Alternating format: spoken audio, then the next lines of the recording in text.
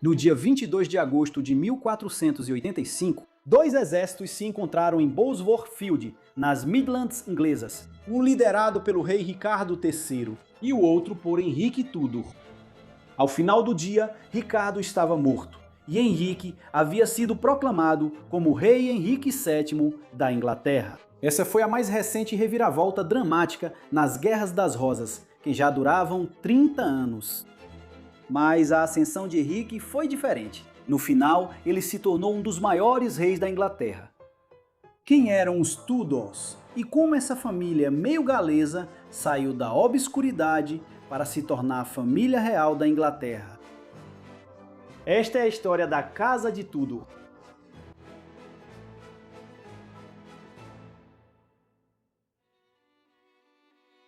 A história da Inglaterra está cheia de dinastias improváveis. Em 1714, por exemplo, um homem de 54 anos, do norte da Alemanha, que não sabia falar inglês, tornou-se governante da Grã-Bretanha. O rei Jorge I fundou a dinastia de Hanover. Guilherme, o Conquistador, tornou-se o rei Guilherme I em 1066, com base em uma reivindicação bem fraca ao trono. Ele era descendente de um senhor da guerra nórdico que coagiu o rei da França a lhe dar uma parte do norte da França caso ele parasse de atacar a cidade de Paris. Os Tudor vieram em seguida nessa linha de dinastias governantes inglesas improváveis. Mas, para que uma família com poucos direitos ao trono realmente tomasse a coroa, era necessário haver um período de instabilidade e a falta de candidatos alternativos com direitos de sangue mais fortes. A Inglaterra do século XV produziu esse tipo de ambiente instável. À primeira vista, a Casa Real dos Plantageneta estava segura em seu controle sobre a Inglaterra no século XIV. O rei Eduardo III, que reinou por muito tempo, teve muitos filhos saudáveis, e eles também já tinham um número crescente de filhos quando Eduardo morreu em 1377. No entanto, seu neto que o sucedeu, o rei Ricardo II, acabou demonstrando uma tendência autocrática que os nobres do reino não estavam dispostos a tolerar. Seu primo de primeiro grau, Henrique Bolingbroke, depois Ricardo em uma breve rebelião em 1399 e garantiu o trono para a facção lancastriana da Casa de Plantageneta, como rei Henrique IV. Ele e seu filho, Henrique V, governaram com relativo sucesso até 1422. Mas a morte prematura de Henrique V deixou seu filho recém-nascido no trono como rei Henrique VI. Ele acabou se tornando psicologicamente instável e sofreu um colapso mental em agosto de 1453. Isso, por sua vez, desencadeou uma série de eventos que levaram às Guerras das Rosas. Isso levou o pretendente iorquista ao trono a se tornar o rei Eduardo IV em 1461. Ele governou até 1483, com exceção de um breve período em 1470 e 1471, quando os lancastrianos retomaram temporariamente o trono. Os Tudors se tornaram uma família surpreendentemente importante como consequência dessas guerras civis. A história das dinastias reais na Europa é baseada em linhas paternas. Isso significa que, ao rastrear as origens de uma família real, precisamos voltar para encontrar o ancestral masculino. Pelo lado masculino, os Tudors eram essencialmente uma família galesa. O primeiro indivíduo de destaque entre eles foi Edna Widuasham ap Cyngrige. Ele serviu nas décadas de 1230 e 1240 como senescal para dois reis de Gwynedd, um reino que abrangia a parte norte do país de Gales. Senescal era um título normando-francês, que significava o administrador de uma casa, mas com o tempo evoluiu para significar coisas diferentes na Inglaterra, país de Gales e Irlanda. No país de Gales do século XIII, isso significava que Edna Widuasham serviu como ministro-chefe para o rei Llywelyn ap Iorwerth e o rei David ap Llywelyn. O filho de Edna Widuasham, neto e bisneto, todos carregavam o nome pessoal Tidir e construíram uma forte base de poder em torno de Pemain, na região de Anglesey, no norte do país de Gales. O país de Gales foi conquistado de forma mais abrangente no final do século XIII pelo rei Eduardo I da Inglaterra. E à medida que o país foi anglicizado, membros da família adaptaram o nome pessoal Tudor e começaram a usá-lo como seu novo sobrenome. Eles também se submeteram ao domínio inglês só na aparência no século XIV. embora sua identidade galesa permanecesse intacta sob a superfície. Quando o príncipe galês Owain Glyndŵr liderou uma rebelião contra o domínio inglês no país de Gales entre 1400 e 1415, os Tudor se juntaram a ele. Isso significa que o bisavô do rei Henrique VII, Meredith ap Tídir, e seus irmãos foram rebeldes declarados contra a coroa inglesa no início do século XV. Um fato que os Tudor estavam ansiosos para esconder, quando mais tarde se tornaram a família governante da Inglaterra. Owain Tudor, filho de Meredith ap Tídir, nasceu nos últimos anos do século XIV. Por isso, ele cresceu tendo como pano de fundo a grande rebelião no país de Gales. Surpreendentemente, pouco mais se sabe sobre sua juventude. Em vez disso, ele surge nos registros históricos na década de 1420. Evidentemente, ele se adaptou rapidamente ao domínio inglês após a derrota da rebelião galesa e tornou-se um cortesão inglês. Em algum momento, em meados da década de 1420, ele iniciou um relacionamento com Catarina de Valois, a viúva do rei Henrique V e mãe do rei Henrique VI, ainda bebê. Eles se casaram em uma data não especificada, muito provavelmente em 1428, ou por volta dessa época. Isso foi considerado escandaloso na época. Os costumes estipulavam que as rainhas viúvas não deveriam se casar novamente após a morte de um rei reinante. Mas Catarina tinha 20 anos quando seu primeiro marido morreu e ela decidiu se casar novamente. Ela e Owain tiveram 6 filhos juntos, antes de Catarina morrer em 1437. Destes, os 2 mais importantes foram Edmundo, nascido por volta de 1430, e Gaspar, nascido no final de 1431. Edmundo foi o pai do rei Henrique VII, e assim o pai da dinastia Tudor, enquanto Gaspar teria um papel fundamental na ascensão ao poder de seu sobrinho.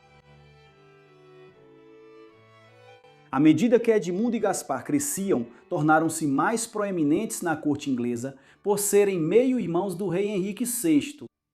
Isso por si só não lhes dava direito ao trono, pois não tinham laços de sangue com o rei Henrique V e seus predecessores. Em vez disso, os Tudores adquiriram sua reivindicação ao trono através do casamento de Edmundo com Margarida Beaufort em 1455. Margarida era filha de João Beaufort, primeiro duque de Somerset. Ele era neto de João de Gante, o duque de Lencastre, pretendente ao trono do Reino de Castela na Espanha e, crucialmente, filho do rei Eduardo III, que governou a Inglaterra entre 1327 e 1377. Isso significava que qualquer filho do casamento de Edmundo Tudor e Margarida Beaufort seria tetraneto do rei Eduardo III pelo lado de Margarida.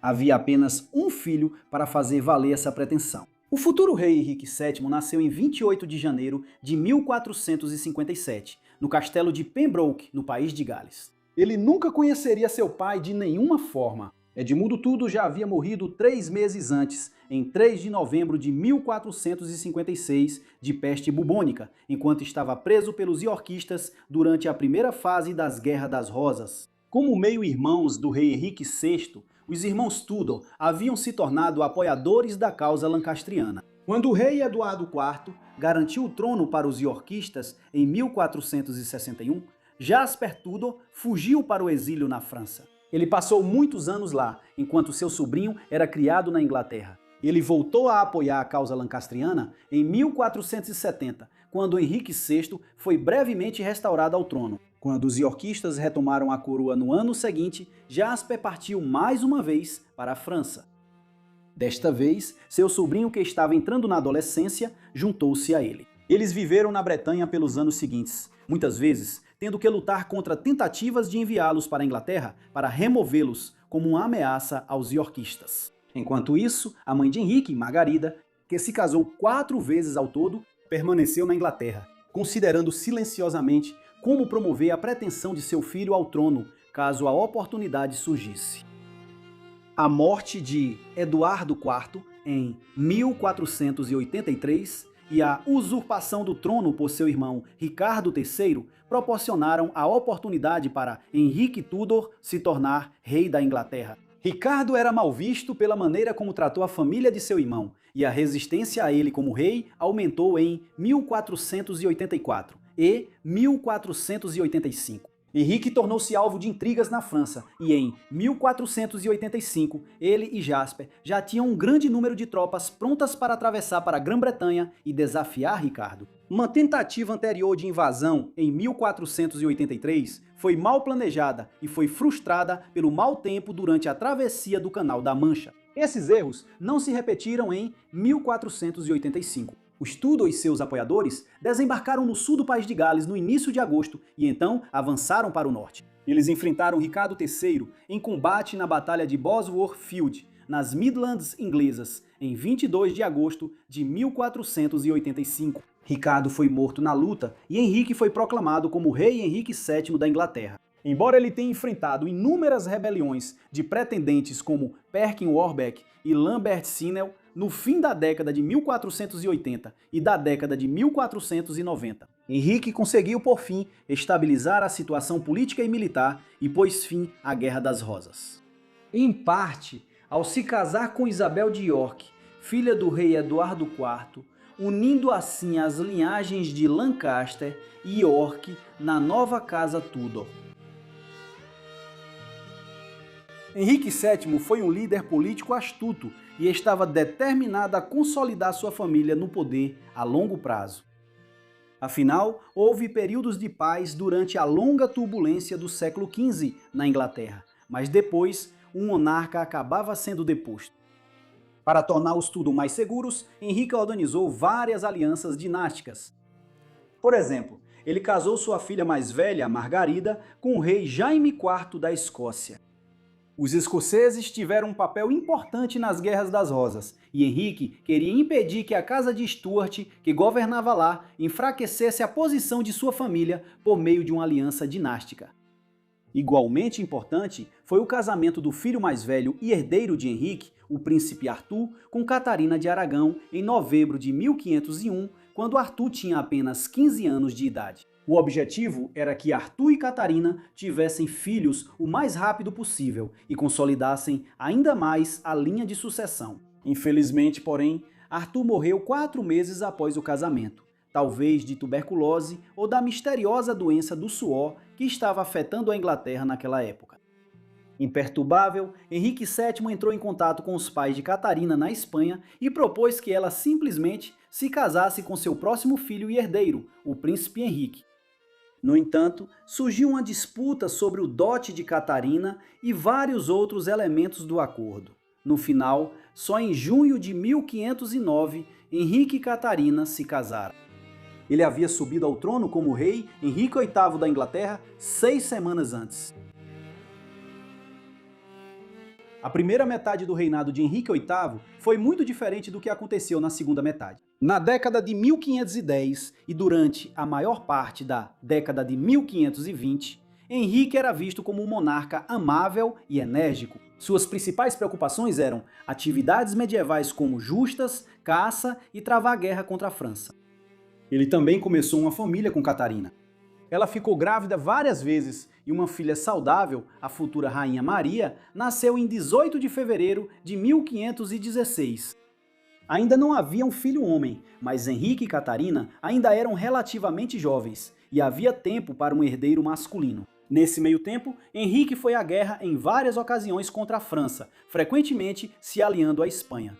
Ele via esses conflitos principalmente como uma forma de reacender a Guerra dos 100 Anos, mas nunca conseguiu reconquistar nenhum território importante do rei Francisco I da França. Além disso, Henrique ficava feliz em delegar enorme poder ao seu principal ministro, o cardeal Thomas Wolsey, o arcebispo de York. Ainda assim, já havia sinais do lado mais implacável de Henrique. Em 1521, ele mandou executar Eduardo Stafford, terceiro duque de Buckingham, o nobre mais importante do reino e um possível pretendente ao trono, executado após ser considerado culpado de conspirar para derrubar Henrique. É possível que Buckingham estivesse conspirando contra os Tudor, mas é mais provável que simples suspeitas tenham levado Henrique a agir contra Buckingham. Na década de 1520, havia uma preocupação crescente com a sucessão. Catarina de Aragão era 5 anos mais velha do que Henrique VIII. Ela completou 40 anos de idade em 1525. Além disso, embora ela tenha dado à luz uma filha saudável, Catarina teve vários abortos espontâneos e partos de natimortos na década de 1510. No início da década de 1520, era cada vez mais improvável que ela viesse a dar à luz um menino saudável. Embora a sucessão feminina não fosse proibida na Inglaterra, ao contrário de reinos como a França, Henrique claramente não favorecia a ideia de Maria sucedê-lo. O domínio da dinastia Tudor sobre a Inglaterra permanecia relativamente frágil, e na única ocasião em que um rei da Inglaterra tentou fazer com que sua filha o sucedesse, isso resultou em uma longa guerra civil. Isso aconteceu quando o rei Henrique I morreu em 1035, e os nobres ingleses se recusaram a aceitar sua filha Matilde como rainha, desencadeando o conflito conhecido como a Anarquia, que durou boa parte de 2 décadas.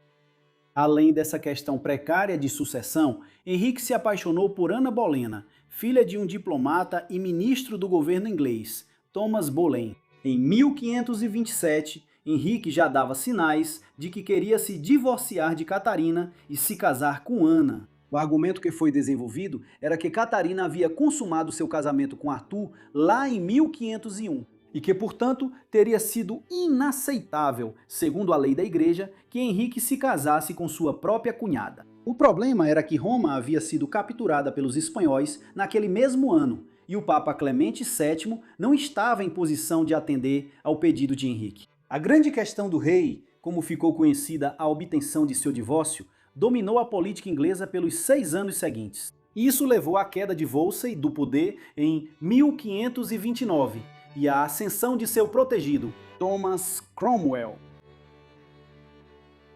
As opiniões religiosas de Cromwell continuam sendo um enigma. É plausível que ele ainda se considerasse um adepto da Igreja Cristã Ocidental Universal até sua morte em 1540. Mas não há dúvida de que ele se inclinava para algumas das ideias reformistas dos protestantes, que haviam se multiplicado a partir de 1517. À medida que o cisma religioso iniciado por Martinho Lutero na Alemanha se espalhava pela Europa. Sob a influência de Cromwell e do futuro arcebispo da Cantuária, Tomás Cranmer, Henrique foi convencido de que poderia obter o divórcio de Catarina. Ao romper com a autoridade de Roma e se proclamar o novo chefe supremo da Igreja da Inglaterra. Assim, ele poderia conceder a si mesmo o divórcio e se casar com Ana. Tudo isso que ele fez em 1533. Ela deu à luz uma criança ainda naquele ano, mas, para a decepção de Henrique, era outra menina. Eles a chamaram de Elizabeth. Ana nunca daria à luz a um filho homem. Em resposta, Henrique, que agora era propenso a mudanças de humor após sofrer um grave ferimento devido a um acidente de justa em janeiro de 1536, parece ter mandado inventar alegações escandalosas de que ela cometia adultério na corte. No entanto, continua impossível determinar se essas alegações eram verdadeiras ou não. 500 anos depois, Ana foi julgada e executada no dia 19 de maio de 1536.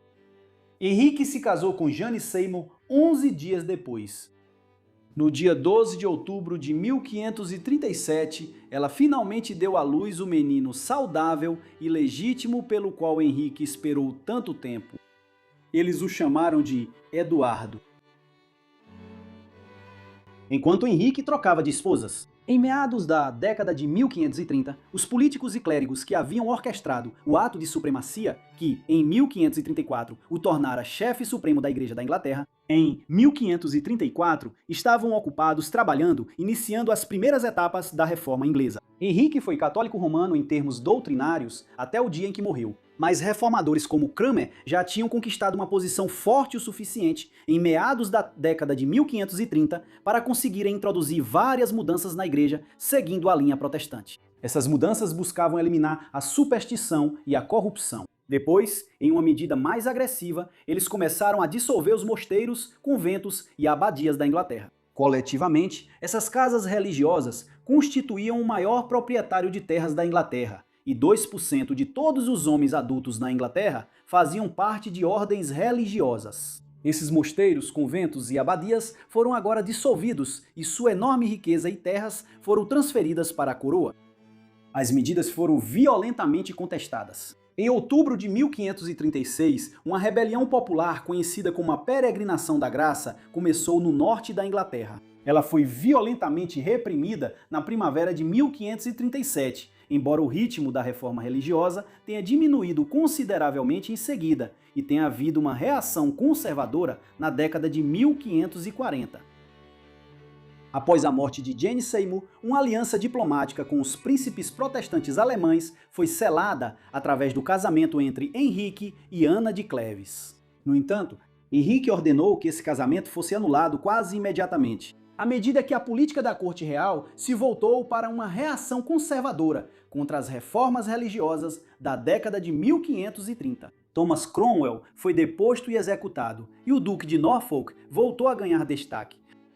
Henrique tomou a sobrinha do duque, Catarina Howard, como sua quinta esposa, que foi executada pouco tempo depois, quando surgiram alegações de infidelidade. Depois, Henrique se casou com sua última esposa, Catarina Parr, com quem permaneceu casado pelo resto de sua vida. Os anos finais do seu reinado, na década de 1540, envolveram a reação contra a reforma protestante, enquanto na Irlanda foi adotada uma abordagem mais agressiva para expandir a pequena colônia ao redor de Dublin. Em 1541, um ato pelo título real foi aprovado pelo parlamento irlandês, elevando Henrique ao título de Rei da Irlanda.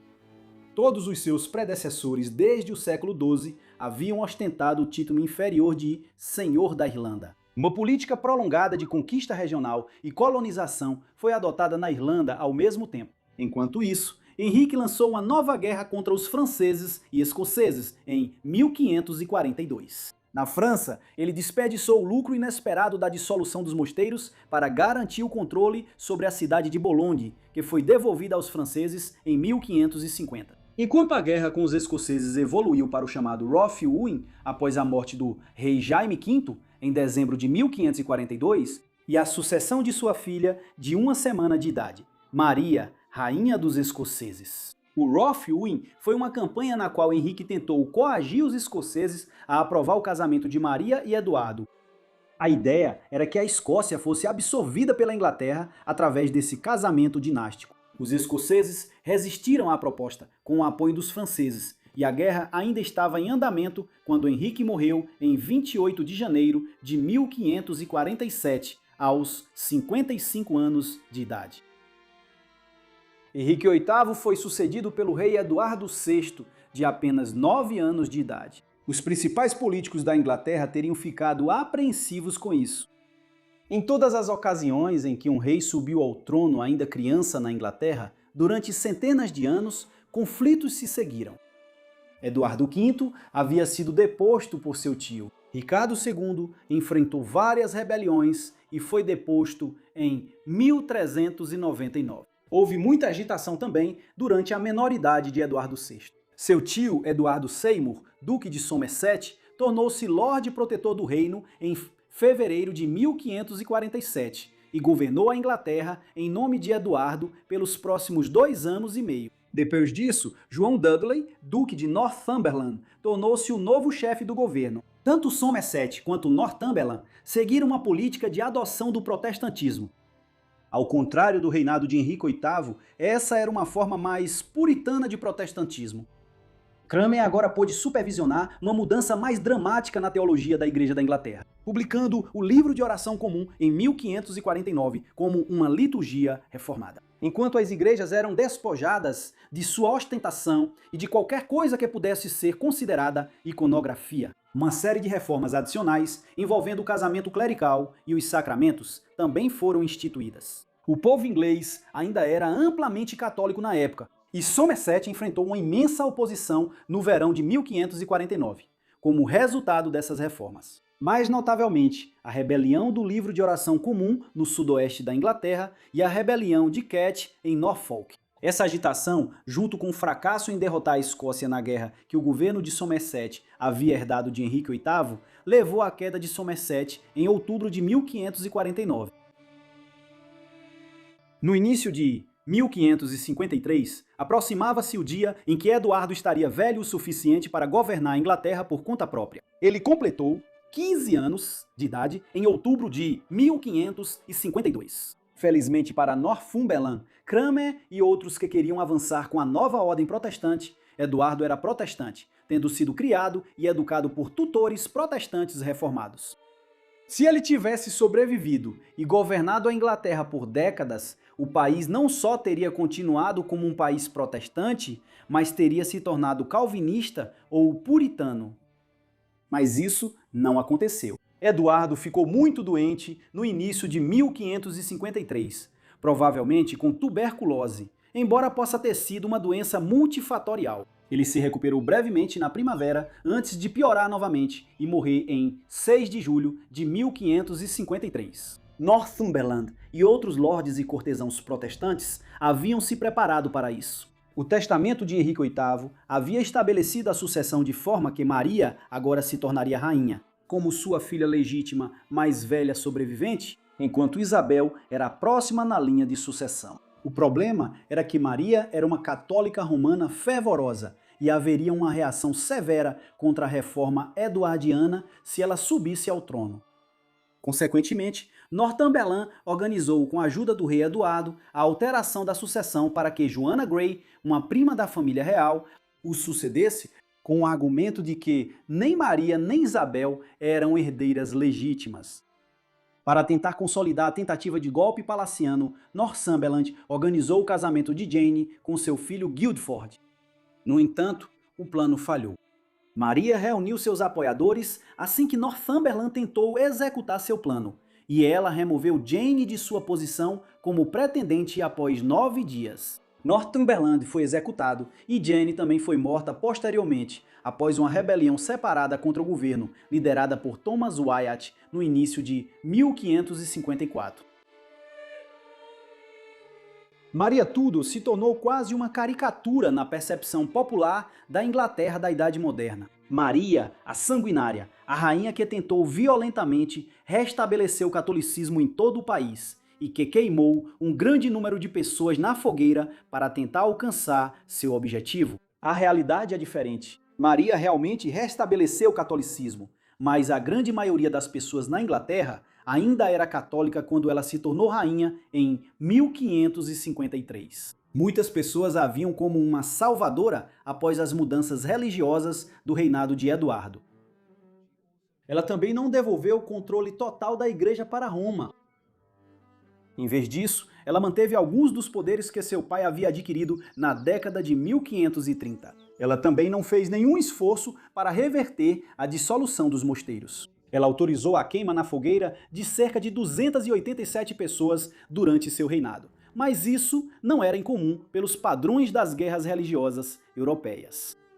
O que foi muito mais controverso foi sua decisão de se casar com seu primo espanhol, o futuro rei Filipe II da Espanha, e torná-lo seu co-governante em 1554. Isso gerou medo de que a Inglaterra acabasse se tornando um vassalo do Império Espanhol. Por esse motivo, alguns observadores ficaram satisfeitos porque o casamento de Maria e Filipe não tinha gerado filhos até então. Ela morreu em 17 de novembro de 1558, um evento que levou sua meia-irmã, Isabel, filha de Ana Bolena, a se tornar rainha da Inglaterra. A ascensão de Isabel levou à quarta onda de mudanças religiosas em um quarto de século. No decorrer de 1559 e 1560, proclamações reais e atos parlamentares estabeleceram o acordo religioso elisabetano. Isso estabeleceu a Igreja da Inglaterra e o anglicanismo como uma forma muito moderada de protestantismo. Muitos dos ensinamentos de Martim Lutero foram adotados como doutrina da Igreja, e a superstição da Igreja Católica anterior à Reforma foi eliminada. No entanto, Isabel gostava do cerimonial das antigas tradições religiosas e certamente não era tão radical em sua visão religiosa quanto os reformadores do reinado de Eduardo. Assim, as igrejas puderam manter seus interiores ornamentados, embora a questão de coisas como a decoração das vestes clericais tenha surgido repetidamente no parlamento ao longo de seus 45 anos de reinado, uma coorte de protestantes mais radicais também surgiu por toda a Inglaterra. Conhecidos como os puritanos, eles desempenhariam um papel na história tanto das guerras civis inglesas quanto da colonização da América do Norte. pois foram grupos desses puritanos que atravessaram o Atlântico e se estabeleceram na Nova Inglaterra a partir da chegada do Mayflower lá em 1620.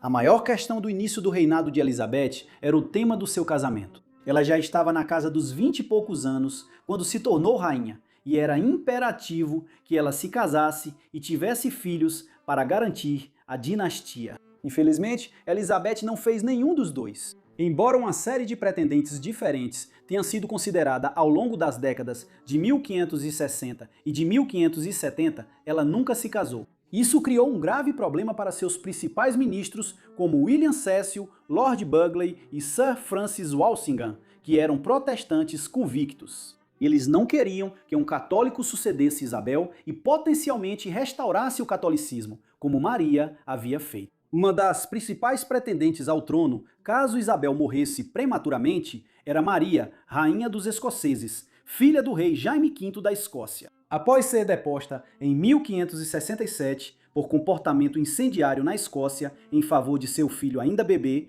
o rei Jaime VI, Maria fugiu para o sul, para a Inglaterra. Ela passou 19 anos lá sob detenção domiciliar em vários castelos no norte do país, representando uma ameaça constante à segurança do regime protestante do ponto de vista dos ministros de Isabel. Só no início de 1587 é que eles convenceram Isabel a ordenar sua execução, depois que descobriram a cumplicidade de Maria em uma conspiração católica contra Isabel e a ordem protestante. De todos os elementos estranhos dos 118 anos em que os Tudor governaram a Inglaterra, o mais incomum de todos deve ser o papel deles na formação do Império Britânico. Tradicionalmente, os monarcas Tudor, especialmente Isabel I, são vistos como aqueles que lançaram as bases do futuro império. Mas o curioso sobre isso é que ao final da Era Tudor, em 1603, a Inglaterra não tinha uma única colônia funcionando nas Américas, África ou Ásia. A primeira colônia permanente na América do Norte só foi estabelecida em Jamestown em 1607. Como essa diferença entre percepção e realidade pode ser explicada? Uma grande parte da base para o futuro império foi construída pelos Tudor. Uma expedição inglesa liderada pelo navegador italiano João Caboto foi a primeira expedição europeia confirmada a fazer contato com a América do Norte desde os Vikings, 500 anos antes, quando chegou ao Canadá em 1497. A Companhia de Moscóvia foi criada na década de 1550 e lançou expedições para tentar encontrar a passagem do Nordeste pela Rússia até o Extremo Oriente. Empreendimentos semelhantes para localizar a passagem do Noroeste pelo Canadá até o Oceano Pacífico foram liderados por exploradores ingleses, como Martin Frobisher e Humphrey Gilbert, na década de 1570. Eles não encontraram a passagem. Era impossível fazer isso em todos os sentidos práticos no século XVI, mas eles mapearam grande parte da costa leste da América do Norte nesse processo. Munidos desse conhecimento, Walter Raleigh organizou o estabelecimento de uma colônia em Roanoke em meados da década de 1580, no que ele chamou de Virgínia, mas que na verdade hoje faz parte da Carolina do Norte.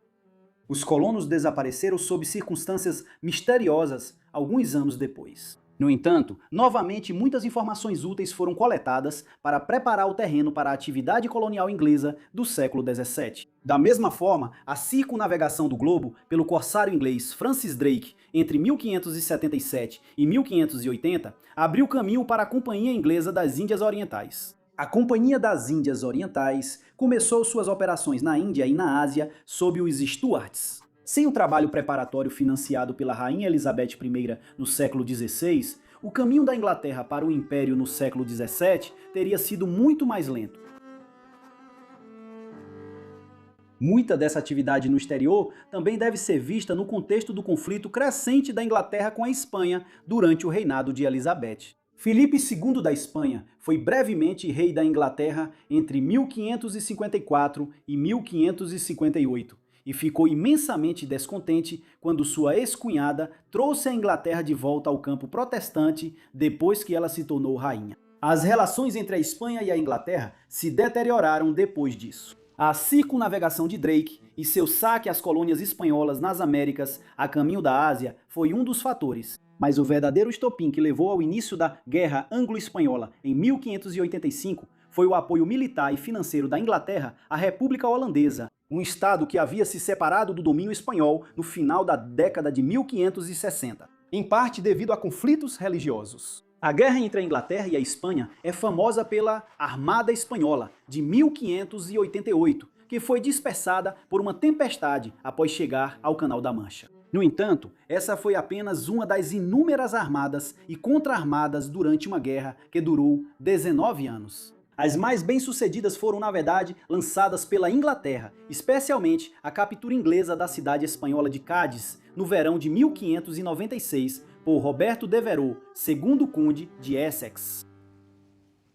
A Guerra Anglo-Espanhola chegou em linhas gerais ao fim, não na Inglaterra nem na Espanha, mas ao redor de uma pequena cidade portuária chamada Kinsale, na costa sul da Irlanda, no Natal de 1601. A conquista da Irlanda havia avançado aos trancos e barrancos desde a década de 1540, quando o pai de Elizabeth foi declarado o primeiro rei inglês da Irlanda por ato do parlamento. Por exemplo, uma colonização foi realizada na região central da Irlanda na década de 1550, mas acabou se transformando em uma longa e custosa guerra de guerrilha com os O'Connors e O'Moores locais. Isso fez com que Elizabeth ficasse cautelosa em relação aos envolvimentos na Irlanda, e ela tentou governar o país de forma econômica, por meio de um programa de assimilação administrativa que forçaria os senhores irlandeses, em geral independentes, a aceitarem o domínio inglês. Infelizmente, essa abordagem política não funcionou. Os irlandeses reagiram contra isso, e o reinado de Elizabeth foi caracterizado lá por frequentes rebeliões,